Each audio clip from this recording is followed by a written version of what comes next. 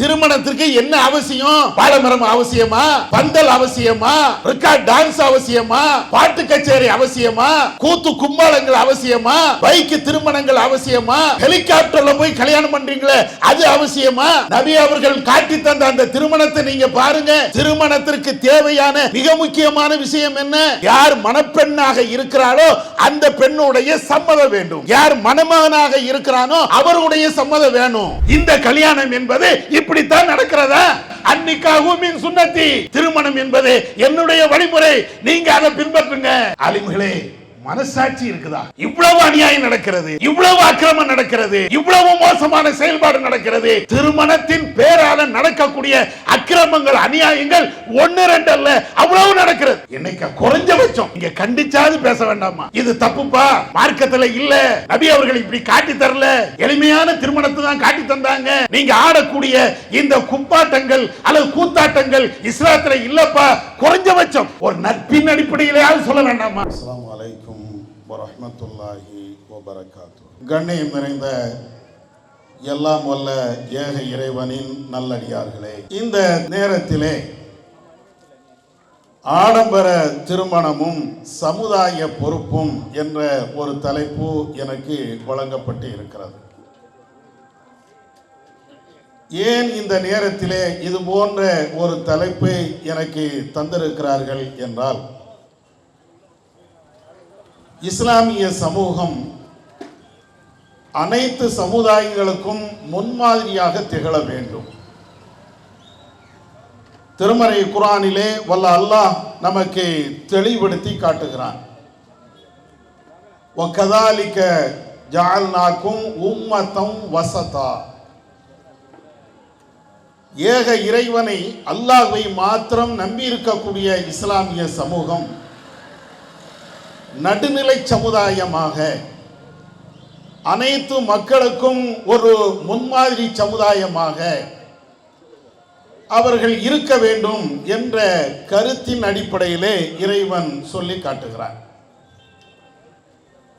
எல்லா மக்களுக்கும் எல்லா சமுதாயத்தவர்களுக்கும் முன்மாதிரியாக திகழ வேண்டிய நம்முடைய இஸ்லாமிய சமூகம் இந்த திருமண விஷயத்திலே எப்படியெல்லாம் பிற மத சமுதாயத்திற்கு மோசமான முன் உதாரணத்தை காட்டுகிறார்கள். இஸ்லாம் என்ற பேரிலே, முஸ்லிம் என்ற பேரிலே இஸ்லாத்திற்கு விரோதமாக என்னென்ன திருமணத்தில் அரங்கேற்றுகிறார்கள் என்பதையெல்லாம் தெளிவுபடுத்தக்கூடிய விதமாகத்தான் இந்த தலைப்பு எனக்கு வழங்கப்பட்டு இருக்கிறது. ஆடம்பர திருமணம் என்றாலேயே இஸ்லாமியர்களாக இருக்கக்கூடிய நாம் ஒவ்வொருவருக்குமே தெரியும் அது கூடாது என்று. இதற்கு பெரிய ஆதாரங்களையோ ஆய்வு கட்டுரைகளையோ சமர்ப்பிக்க வேண்டிய தேவையில்லை என்ற அளவிற்கு இஸ்லாமியர்கள் ஒவ்வொருவருமே புரிந்து வைத்திருக்கிறோம். புரிந்து வைத்திருக்கக்கூடிய இந்த இஸ்லாமிய சமுதாயம்தான் கொஞ்சம் கொஞ்சமாக திருமணம் என்ற பெயரிலே ஒவ்வொரு அனாச்சாரங்களையும் ஒவ்வொரு மார்க்கத்துக்கு எதிரான செயல்பாடுகளையும் அப்படியே கொஞ்சம் கொஞ்சமாக கூட்டி கூட்டி வந்து இன்றைக்கு மார்க்கத்தின் பேரால் இஸ்லாம் காட்டித்தராத திருமணத்தை நடத்தக்கூடிய அளவிற்கு சென்று கொண்டு இருக்கிறார்கள். இதற்கு என்ன காரணம் என்றால், முதலிலே இஸ்லாமிய திருமணம் என்றால் என்ன இதை புரிந்து கொள்ளணும். இந்த செய்தியை உங்களுக்கு மாத்திரம், முஸ்லிம்களுக்கு மாத்திரம் இதை நான் சொல்லவில்லை. அப்ப இஸ்லாமிய திருமணம் என்றால் என்ன என்பதை நாம் தெரிந்து கொள்ள வேண்டும். குறிப்பாக இந்த பகுதியில் வாழக்கூடிய இன்ன பிற சமுதாயத்தை சார்ந்தவர்களும் தெரிந்து கொள்ள வேண்டும். இஸ்லாமிய திருமணம் என்றால் என்ன? நபிகள் நாயகம் ஸல்லல்லாஹு அலைஹி வஸல்லம் அவர்கள் எல்லா விஷயத்திற்கும் நமக்கு ஒரு அற்புதமான முன்மாதிரி. அல்லாஹ்வுடைய தூதர் இறைவன் அப்படித்தான் குர்ஆனிலே சொல்லி காட்டுகிறான். லக்கது கான லக்கும் ஃபீ ரசூலில்லாஹி உஸ்வத்துன் ஹஸனா. மீலாது மேடைகளிலே வெடித்து பிளம்பக்கூடிய இந்த வார்த்தைகள் குர்ஆனுடைய வசனம். எல்லா ஆலிம்களும் மௌலூது பிறை அன்றைக்கு மீலாது மேடைகளிலே முழங்கக்கூடிய ஒரு வசனம். இந்த தூதரிடத்திலே உங்களுக்கு அழகிய அற்புதமான முன்மாதிரி இருக்கிறது என்று இறைவன் சொல்லுகிறான். முன்மாதிரி இருக்கிறது என்றால் எதிலே?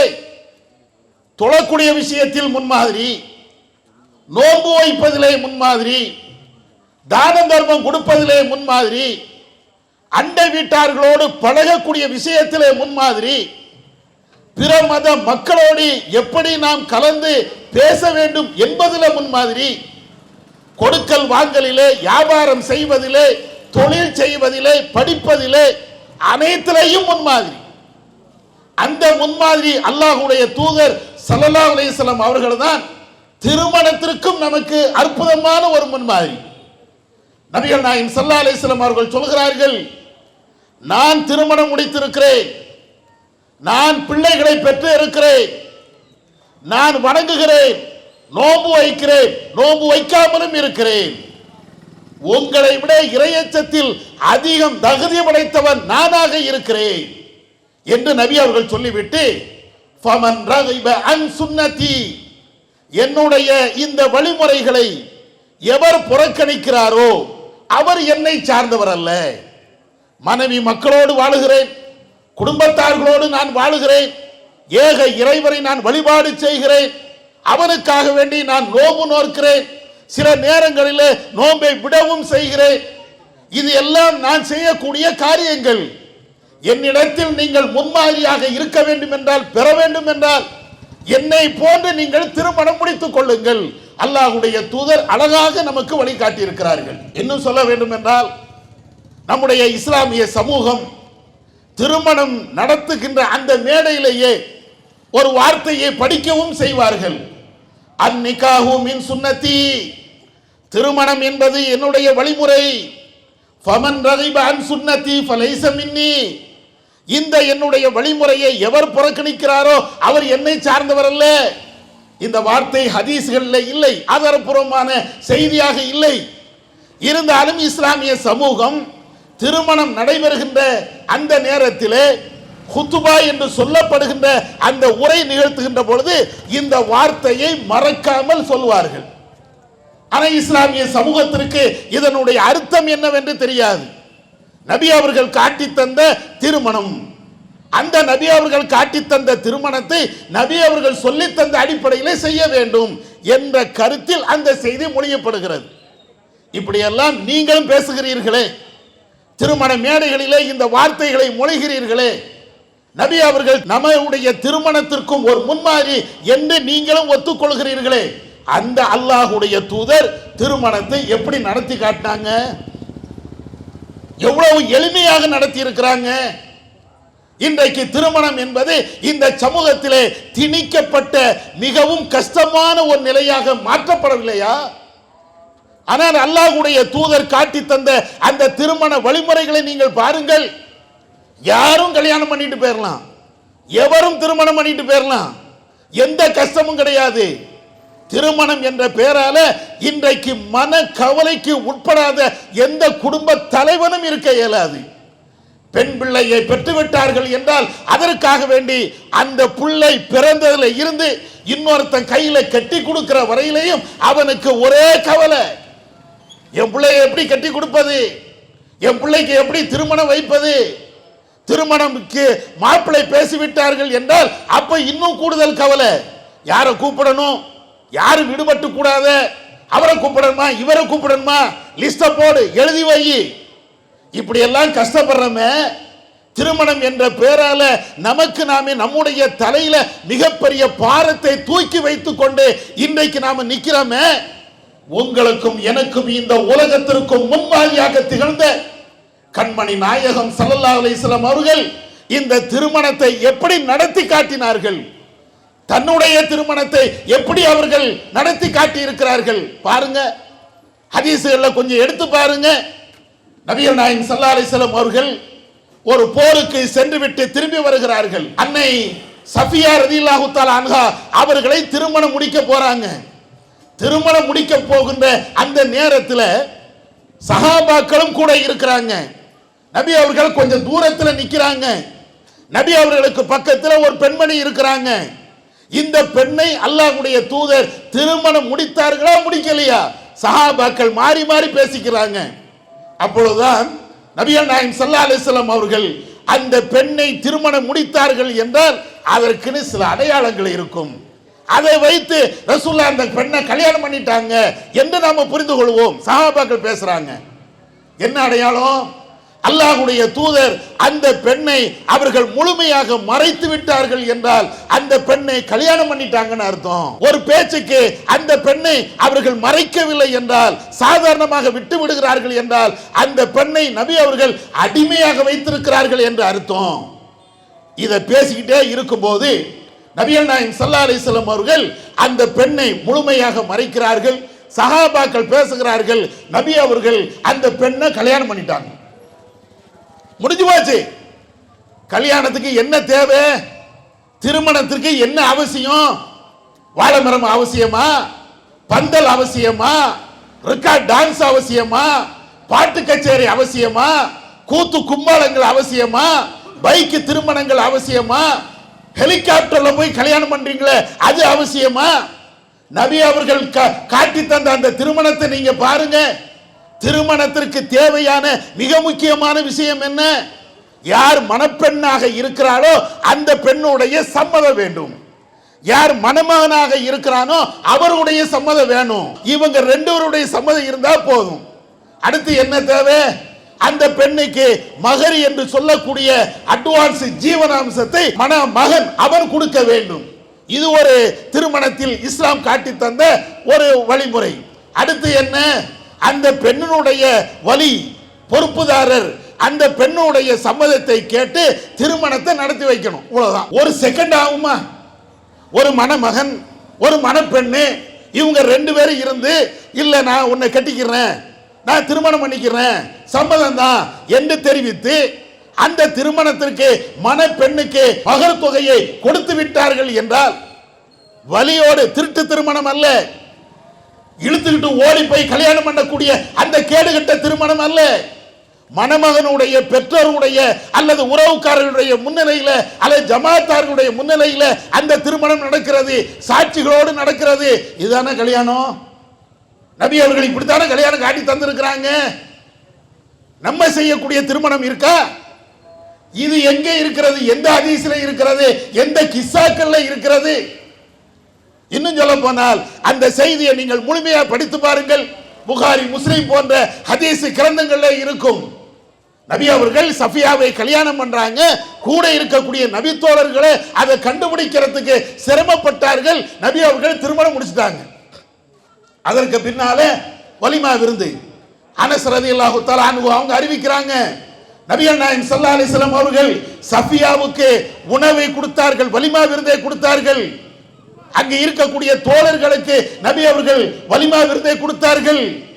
ஆனா அந்த வலிமா விருந்துல ரொட்டி இல்ல, ரொட்டி மட்டும் இல்லையா, இறைச்சி இல்ல, கறி கிடையாதுங்க.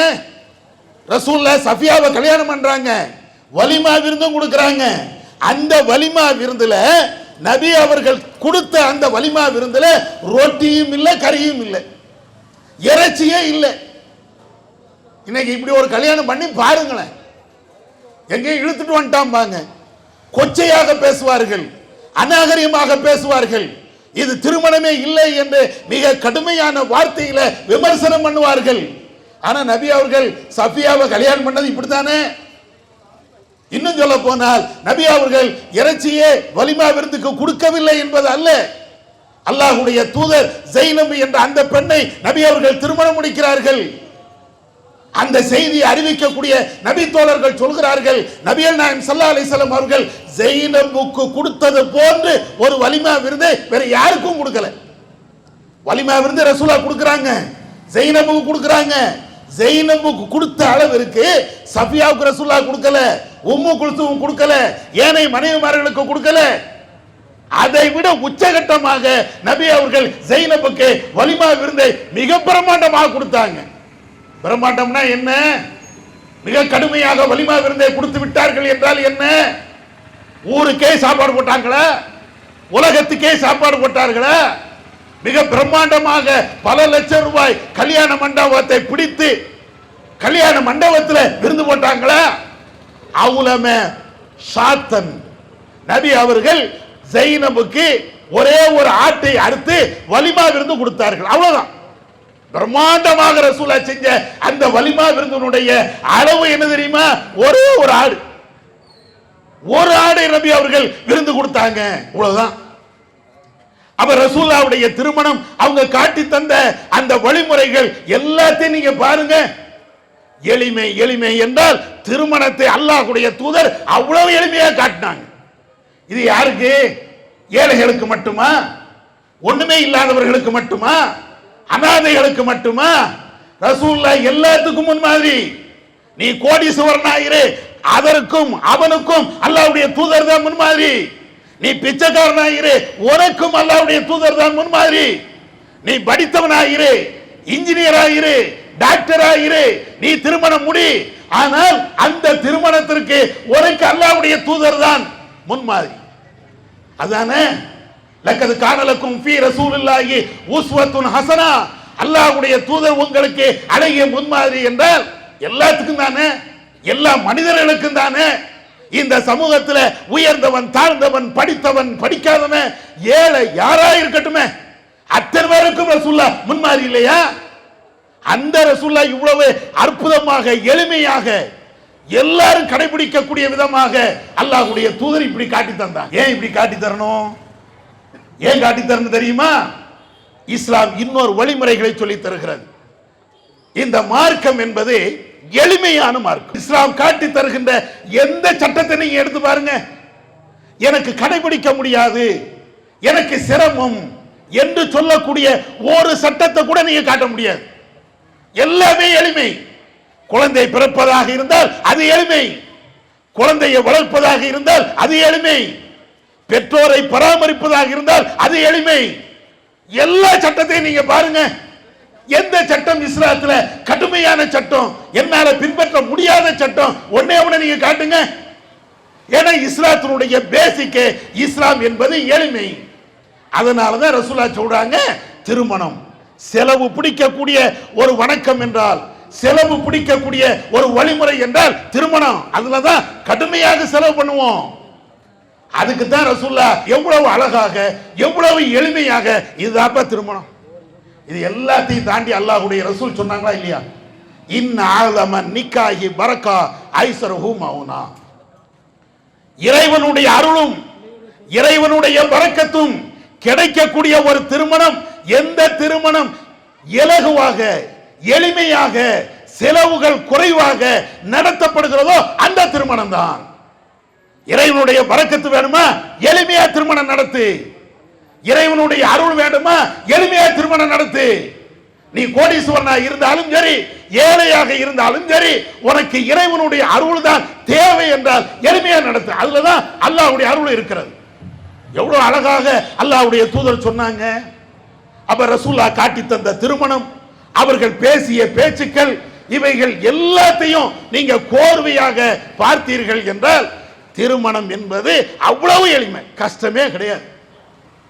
ஆனா இன்னைக்கு நடைபெறுகின்ற அந்த திருமணம் எப்படி இருக்குதுன்னு நான் சொல்லி தெரிய வேண்டிய நிலை அல்ல. எப்படி எல்லாம் திருமணம் நடக்கிறது?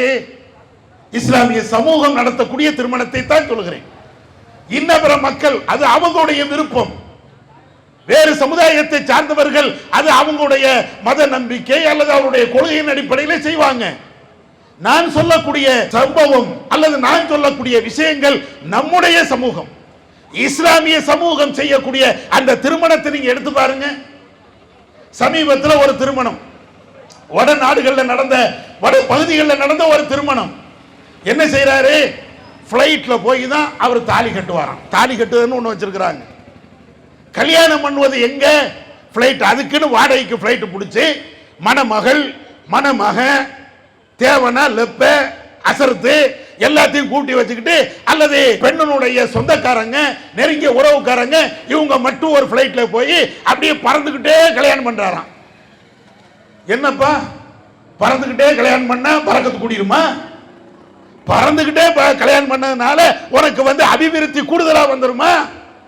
இன்னும் சில பேர் ஹெலிகாப்டர்ல போய் கல்யாணம் பண்றது, இன்னும் சில பேர் வேறு வேறு விதமாக. இப்ப அதையெல்லாம் தாண்டி நடுத்தர மக்கள் என்று பேசுவோமா இல்லையா? பெரிய செல்வந்தரம் கிடையாது, ஏழையும் கிடையாது, நடுத்தர மக்கள். அவங்களுடைய திருமணத்தை நீங்க பாருங்க. பெரிய பெரிய கோடீஸ்வருடைய திருமணங்கள் கூட அப்படி நடக்காது. மிக கொடுமையான ஆடம்பரத்தோடு அவங்களும் செய்ய வந்துட்டாங்க. சமீபத்தில் ஒரு யூடியூப் வீடியோல பார்க்கிறேன். நம்ம இஸ்லாமிய சமூகம் தான் என்ன செய்யறாரு, மன மேடைக்கு வருகிறார். எல்லாரும் நம்ம எல்லாம் கல்யாணம் பண்ணிருப்போம், மணமகனாக வருவோம். எப்படி வருவோம்? ஒரு கார்ல இறங்குவோம் அல்லது நடந்தே வந்துருவோம். எளிமையாக இருக்குதுன்னா நண்பருடைய பைக்கில் இறங்குவோம். இப்படி சிம்பிளாக நடத்திட்டு போயிருவோம். ஆனா இவர் என்ன செய்யறாருன்னா ஒரு பைக்கை எடுக்கிறாரு. அந்த பைக்கு பல லட்சம் ரூபாய் மதிப்புள்ள பைக்கு, அதுக்கு டெக்கரேஷன் அது பல லட்சம் ரூபாய். எல்லா டெக்கரேஷன் பண்ணி மன பொண்ணை அந்த பைக்குக்கு பின்னால கூட்டி அப்படியே மண்டபத்தில் ரவுண்ட் அடிக்கிறார். ஆனா பைக்கை எங்கடா ஓட்டுவ? உலகத்தில் பைக்கு எதற்காக பயன்படுத்தணும்? ஆனா என்ன, அவர் வித்தியாசமா கல்யாணம் பண்றாராம். இப்ப ட்ரெண்டிங்கே அதுதான். கல்யாணம் பண்றது மேட்டர் இல்ல, வித்தியாசமா பண்றோமா? உறவுக்காரங்க நண்பர்கள் வந்தவர்கள் எல்லாருமே அந்த திருமணத்தை பார்த்து ரொம்ப வித்தியாசமா இருந்துச்சு அப்படின்னு பேசணும்.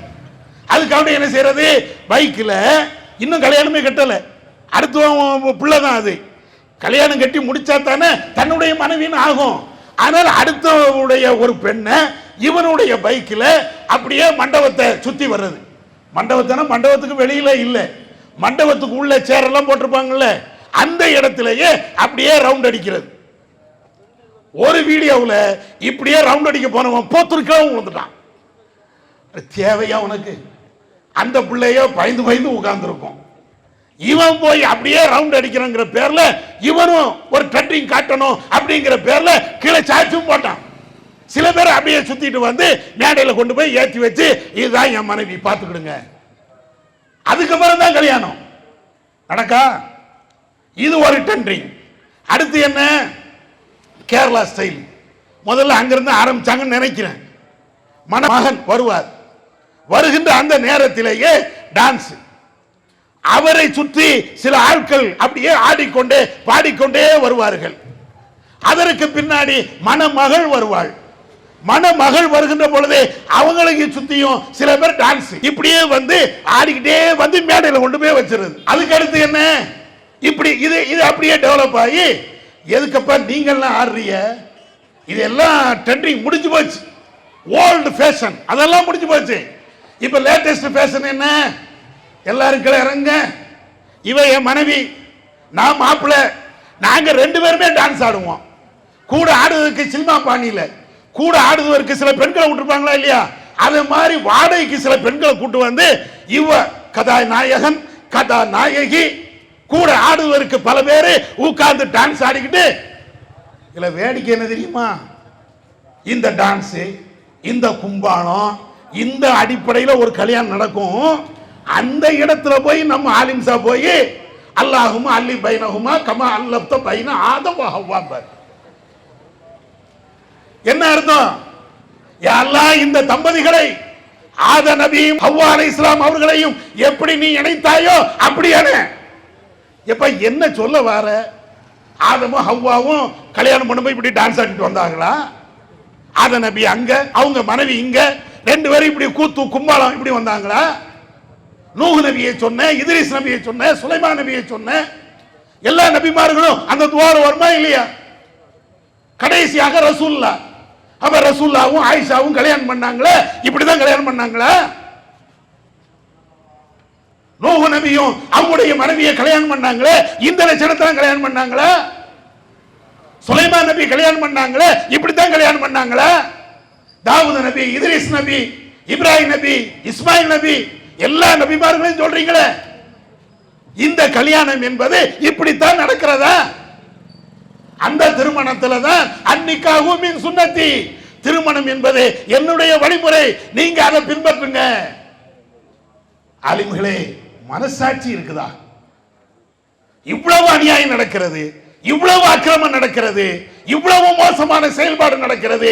திருமணத்தின் பேரால நடக்கக்கூடிய அக்கிரமங்கள், அநியாயங்கள் 1-2 அல்ல, அவ்வளவு நடக்கிறது. இன்னைக்கு குறைஞ்சபட்சம் நீங்க கண்டிச்சாது பேச வேண்டாமா?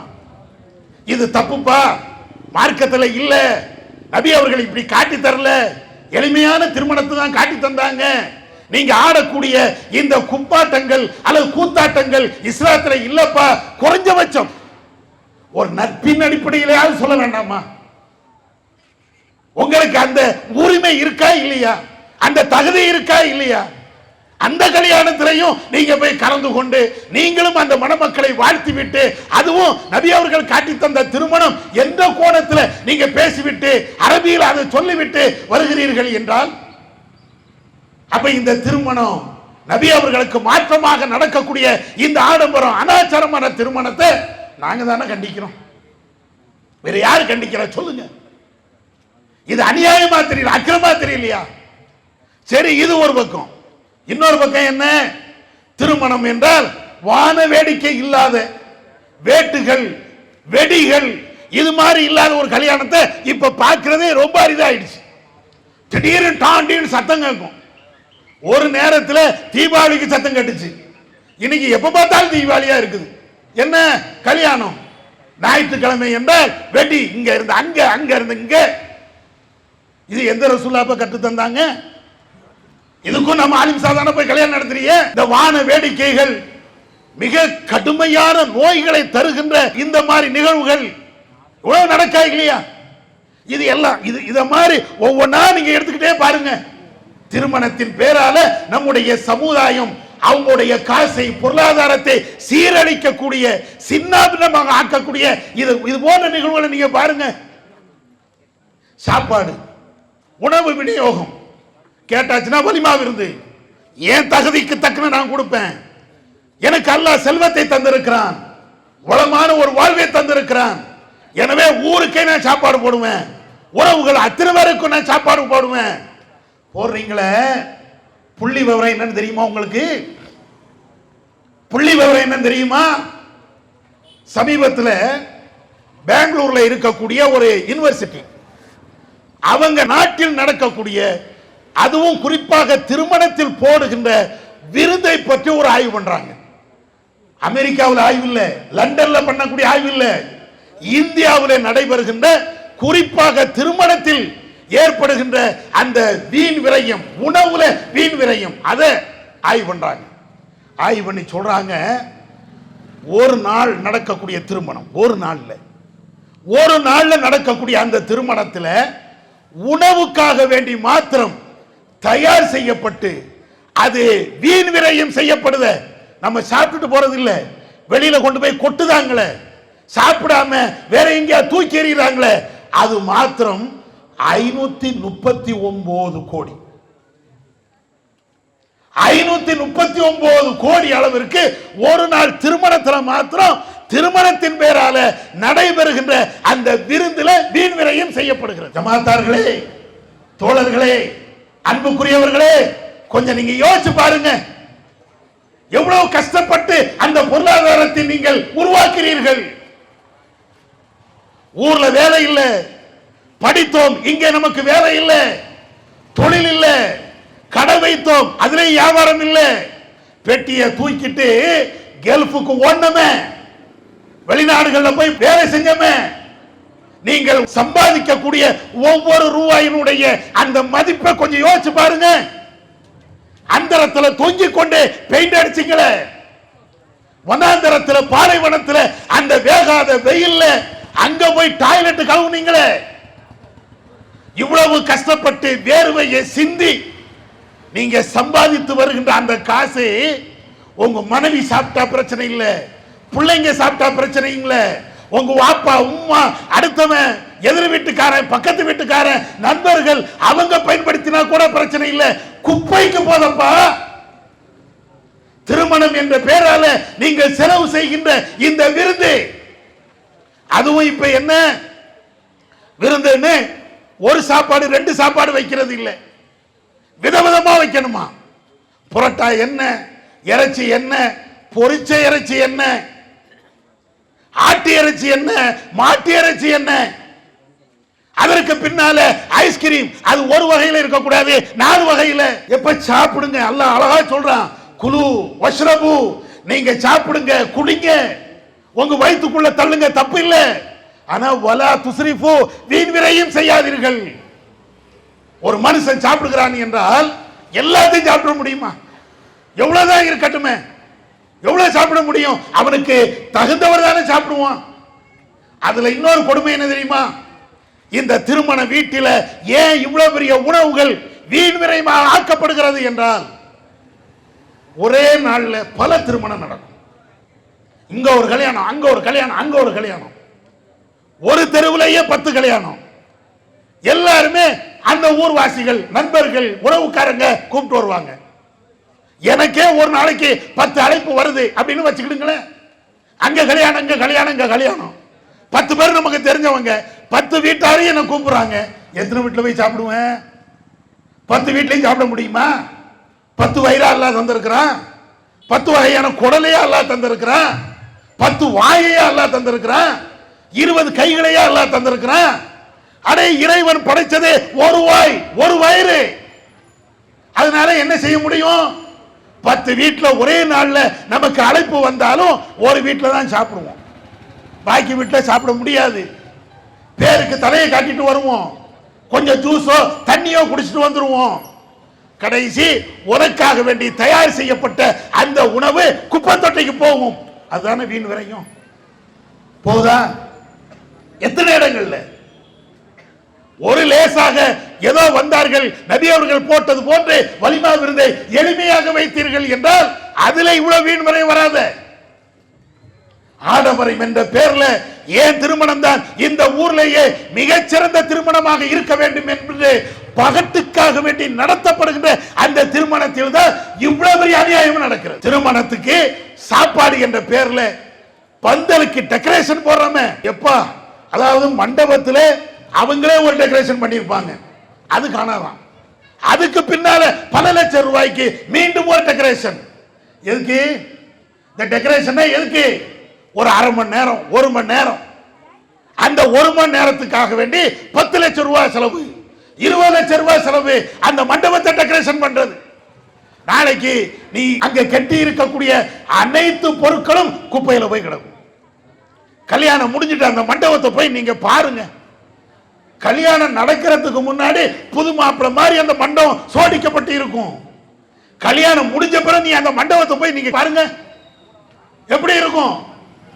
எரஞ்சு கிடந்து எல்லா குப்பைகளும் ஒட்டுமொத்தமாக அங்க திரட்டப்பட்டு, இவ்வளவு பெரிய குப்பையில தான் நம்ம வந்து உட்கார்ந்தோமா என்று நினைக்கக்கூடிய அளவிற்கு அவ்வளவு பொருளாதாரமும் அங்கே அநியாயமாக கரியாக ஆக்கப்பட்டிருக்கும். நடக்கா? இது அல்லாம திருமணத்தின் பேரால இன்னும் ஆடம்பரங்கள். என்னென்ன ஆடம்பரம்? கல்யாணத்துக்கு பொண்ணுக்கு பட்டு சாரி தான் உடுக்கணும். சரி, பட்டு சாரி உடுக்கட்டும். எவ்வளவு ரூபாய் எடுப்பீங்க? ஒரு நேரத்தில் ஒரு 20 வருஷத்துக்கு முன்னாடிலாம் 1000 2000 ரூபாய்க்கு எடுத்துக்கிட்டு இருந்தாங்க. இப்போ பட்டு சாரி ரேட் என்ன தெரியுமா? பொம்பளைகள்கிட்ட கேட்டா தெரியும். 1000 ரூபாய்க்கு இருக்குது, 10,000 ரூபாய்க்கு இருக்குது. இந்த மணப்பெண்ணுடைய பட்டு சாரி அது எவ்வளவு ரேட்டுக்கு? 1 லட்சம் ரூபா, 2 லட்சம் ரூபா. சரிப்பா, 2 லட்சம் ரூபாய்க்கு நீ வந்து பட்டு சாரி எடுக்கிற, வருங்கால மனைவிக்கு நீ கொடுக்கிற, அது எத்தனை தடவை அந்த பொண்ணு அதை கொடுக்க போகுது? 1 லட்சம் ரூபா. அதுலயும் கணவன் மனைவியுடைய பேரெல்லாம் போட்டு பயங்கரமா டெக்கரேஷன் போட்டு திருமண நாட்களை எல்லாம் அந்த சாரியிலேயே நூல் வடிவில் அப்படியே எழுதி எல்லாத்தையுமே கொடுத்துட்டு வந்து நிப்பிய. எவ்வளவு நேரத்துக்கு? ஒரு மணி நேரம். அதுக்கு பின்னால அந்த 1 லட்சம் ரூபாய் பட்டு சாரியை உடுக்க முடியுமா? கேட்டு பாருங்க. 1 லட்சம் ரூபாய்க்கு வாங்கின அந்த பட்டு சாரியை உடுக்க முடியுமானா உடுக்க முடியாது. கடைசி என்ன ஆகும்? கல்யாணம் அன்னைக்கு உடுத்த அந்த பட்டு சாரி அதற்கு பின்னால பீரோல நல்லா தூங்கும். என்னைக்கு எடுக்கவே மாட்டோம். 1 லட்சம் ரூபாய்க்கு பட்டுசாரி வாங்கிட்டு கடைசியாக நம்ம வீட்டில் பயன்படுத்தக்கூடிய அந்த உடுப்பு, அந்த Dress என்ன Dress தெரியுமா? 200 ரூபாய்க்கு வாங்கக்கூடிய நைட். இந்த நைட்டியே போட்டுட்டு விடிய விடிய உட்கார்ந்து இருக்கிற, அட நைட்டியாவது 1 லட்சம் ரூபாய்க்கு வாங்கி தொலைச்சா கூட மனசு ஆறும். எப்ப பார்த்தாலும் அதுதானே போட்டுட்டு இருக்கிறீங்க. வீட்டில் இருந்தாலும் வெளியில போனாலும் அதுதானே ட்ரெஸ்ஸா இருக்குது. சுடிதார் வாங்கினா கூட சரின்னு போகலாம், என்னைக்கா போடுறீங்க. ஆனா பட்டு சாரிய 1 லட்சம் 2 லட்சம் ரூபாய்க்கு வாங்கி ஒரு மணி நேரம், அதுக்கப்புறம் பீரோல வச்சு பூட்டி அப்படியே நாசமா போயிடும். அதுக்கப்புறம் என்ன செய்வோம்? 20 வருடம் கழிச்சு நம்ம பிள்ளைக்கு கல்யாணம் நடக்கும் போது, இன்னும் இருக்கு பட்டு சாரிமா, எப்பமா வாங்கினேன்? என் கல்யாணத்துக்கு வாங்கினேன், என் கல்யாணத்துக்கு இந்த பட்டு சாரி. அதை சொல்றதுக்கு தான் அது யூஸ் ஆகுமே தவிர, இந்த 1 லட்சம் ரூபாய் பணம் அப்படியே மண்ணோடு மண்ணா போகுது. யாராவது யோசிச்சீங்களா? அதே மாதிரிதான் மாப்பிள்ளையும். மாப்பிள்ளையுடைய ட்ரெஸ் நீங்க பாருங்க, திருமணத்துக்கு அன்னைக்கு மட்டும்தான் பயங்கரமா கோட் சூட், நம்ம ஜி போடுற மாதிரிதான். ஜி போடுவாரா இல்லையா? அதே மாதிரிதான் பயங்கரமான கோட் சூட்டு. எவ்வளவுப்பா? அது 1 லட்சம் ரூபாய் இருக்கும் கோட் சூட்டு. சரி, 1 லட்சம் ரூபாய்க்கு அந்த கோட்டு ட்ரெஸ் எல்லாம் வாங்குறிய, எவ்வளவு நாளைக்கு போடுவேன்?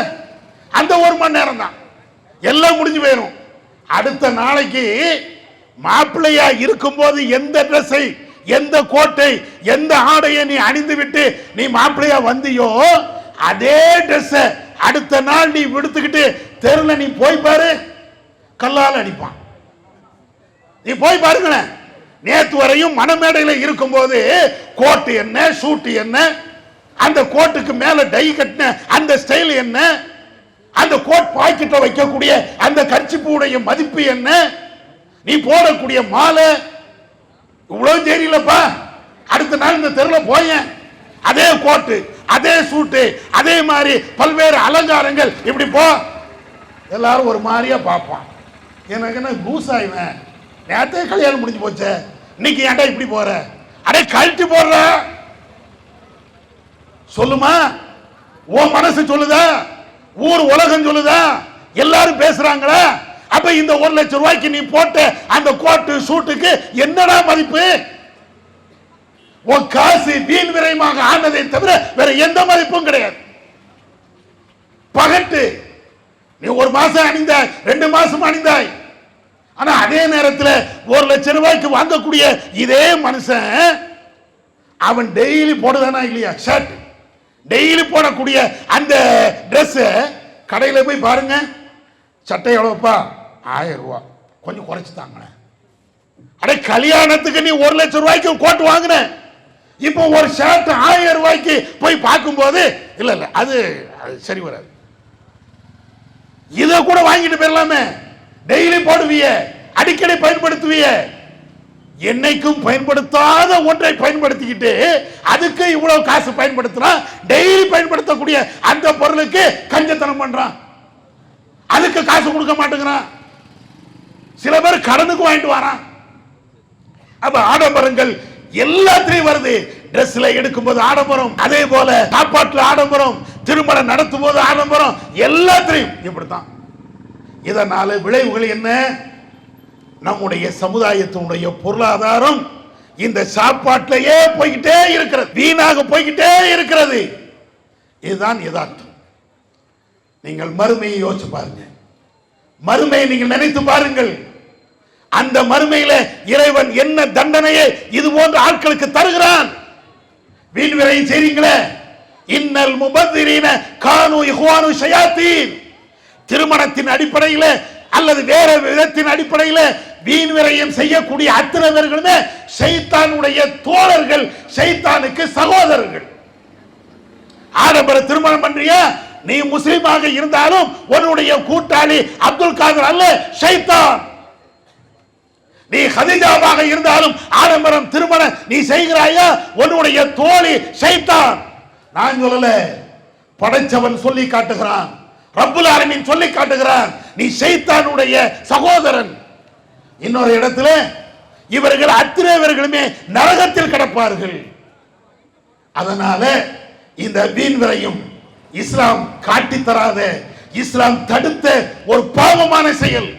திருமணத்தின் பேரால ஆடம்பரத்தை அரங்கேற்றுகிறோமே, திருமணத்தின் பேரால அனாச்சாரங்களை அரங்கேற்றுகிறோமே, திருமணத்தின் பேரால இஸ்லாத்துக்கு புறம்பாக பல்வேறு காரியங்களை நாம் செய்கிறோமே, இவைகள் அனைத்துமே மார்க்கத்தில் இல்லாத ஒன்று. இவைகளுக்காக நீங்கள் ஃபாத்தியா ஓதினாலும், தப்தர்களை கொடுத்தாலும், ஜமாத் தலைவர்களுடைய முன்னிலையில் நடந்தாலும் அத்தனை பேரும் மறுமையில் அல்லாஹ்விடத்தில் பதில் சொல்லியே ஆக வேண்டும். இந்த விழிப்புணர்வுக்கு தான் இந்த கூட்டத்தை நாங்கள் நடத்துறோம். திருமணம் என்ற பேர்ல இவ்வளவு பெரிய அநியாயம் நடக்குது, திருமணம் என்ற பேர்ல இவ்வளவு பெரிய அக்கிரமம் நடக்குது, நபி அவர்களுக்கு மாற்றமா நடக்குது. இதை நம்ம சமுதாயத்துக்கு சொல்ல வேண்டாமா? நம்முடைய சமுதாயத்திற்கு இதை விழிப்புணர்வு பிரச்சாரமாக எடுத்து சொல்ல வேண்டாமா? நீங்கள் மௌனியாக இருக்கலாம், இறைவனுடைய அருளால் நாங்கள் ஒரு காலத்திலையும் மௌனமாக இருக்க மாட்டோம். எவ்வளவு பெரிய எதிர்ப்புகள் வந்தாலும் தடையை தகர்த்து விட்டு இந்த விழிப்புணர்வு பிரச்சாரத்தை சொல்லிக் கொண்டே இருப்போம். அதுதான் எங்களுடைய வேலை. யாரையும் பகைக்க வேண்டும், யாரையும் எதிர்க்க வேண்டும், யாரையும் விரோதியாக பார்க்க வேண்டும், அந்த நோக்கம் எங்களுக்கு அல்ல. அந்த நோக்கத்தில் நாங்கள் மேடையில் ஏறவும் இல்லை, இவ்வளவு பெரிய கூட்டத்தை காட்டவும் இல்லை. எங்களுக்கு அது தேவையே இல்லை. எல்லோரும் எங்களுடைய நண்பர்கள். ஒரு நண்பன் அவன் அநியாயமாக போகிறான் என்றால் உரிமையோடு தடுக்கின்ற, உரிமையோடு நீ செய்கின்ற தவறை சுட்டி காட்டுகின்ற அந்த பொறுப்பு எங்கள்கிட்ட இருக்குது. அந்த உரிமையோடு தான் வருகிறோம். இந்த ஊர் மாத்திரமல்ல, எந்த ஊரிலும் இஸ்லாம் என்ற பெயரில் இது போன்ற திருமணங்கள் நடக்கும் என்றால் அந்த திருமணம் மார்க்கத்தின் அடிப்படையில் தவறு. அதை நெஞ்சை நிமிர்த்து பேசுவோம். அதே நேரத்தில் இறுதியாக ஒன்றை மாத்திரம் சொல்லிக்கொள்ள ஆசைப்படுகிறேன். ஜமாத்தார்களே, நண்பர்களே, நாங்கள் உங்களை ஒரு காலத்திலேயும் எதிரியாக பார்த்தது கிடையாது, பார்க்கவும் மாட்டோம். அது எங்களுடைய நபிகள் நாயகம் ஸல்லல்லாஹு அலைஹி வஸல்லம் அவர்கள் காட்டி தந்த வழிமுறை அல்ல. அதே நேரத்தில் உங்களிடத்தில் இருக்கக்கூடிய தீமைகளை சுட்டி காட்டுவது மாத்திரம்தான் எங்களுடைய கடமை. அதற்கு பின்னால் அல்லாஹ்வுக்கும் உங்களுக்கும் உள்ள விவகாரம், அதுல நாங்கள் எதிலையுமே தலையிடவும் மாட்டோம். இப்பொழுது நடைபெறுகின்ற இந்த கூட்டமாக இருக்கட்டும், இதற்கு முன்னால் நடைபெறுகின்ற அந்த கூட்டமாக இருக்கட்டும், அதுல வெற்றி தோல்வி இப்படிங்கிற பேச்சே கிடையாது. நம்ம சகோதரர்களுக்கும் சொல்லுகிறோம், இந்த கூட்டம் பல தடைகளை தாண்டி நடைபெறுகிறது. இது தௌஹீத் ஜமாத்து கிடைத்த வெற்றி ஒன்றும் கிடையாது. இந்த ஜமாத்துக்கு கிடைத்த வெற்றி என்று நாங்கள் சொல்லவே மாட்டோம். அதே போன்று பல்வேறு சகோதரர்கள் தடுத்தார்கள், அவர்களுக்கு ஏற்பட்ட தோல்வி அதையும் சொல்ல மாட்டோம். இது வெற்றி தோல்வியே கிடையாதுங்க. அது மறுமையில பார்க்கணும், ரஹ்மான் பார்க்கணும், அல்லாஹ் பார்ப்பான். எடுத்து சொல்றோம், அவ்வளவுதான். நீங்க தடுத்தீங்கன்னா இன்னைக்கு இல்லைன்னா நாளைக்கு சொல்லுவோம், நாளைக்கு தடுத்தீங்கன்னா அடுத்த நாள் சொல்லுவோம், அவ்வளவுதான். இதுல வெற்றி எங்க, தோல்வி எங்க? ஒரு காலத்தில் இது வெற்றியோ தோல்வியோ கிடையாது. யாரும் ஜெயிக்கவும் இல்லை, யாரும் தோற்கவும் இல்லை. அதே நேரத்தில் ஏகத்துவ பிரச்சாரத்தை, தௌஹீத் பிரச்சாரத்தை, சமுதாயத்திற்கு தேவையான விழிப்புணர்வு பிரச்சாரத்தை இன்ஷா அல்லாஹ் எங்களுடைய உயிர் மூச்சு இருக்கிற வரையும் சொல்லிக்கொண்டே இருப்போம் என்று சொல்லிக்கொண்டு, இறைவனும் இறை தூதரும் காட்டிய அந்த வழியின் அடிப்படையில் நாம நடப்போம். அனைத்து சகோதரர்களும் நடக்கணும் என்று கேட்டுக்கொண்டு என்னுடைய உரையை நிறைவு செய்கிறேன். வாஹிதவன் அல்ஹம்துலில்லாஹி ரப்பில் ஆலமீன். இஸ்லாம் மற்றும் சமுதாய செய்திகளை அறிந்து கொள்ள தமிழ்நாடு தௌஹீத் ஜமாஅத் யூடியூப் பக்கத்தை உடனடியாக சப்ஸ்கிரைப் செய்து கொள்ளுங்கள். மேலும் பெல் பட்டனையும் கிளிக் செய்து கொள்ளுங்கள்.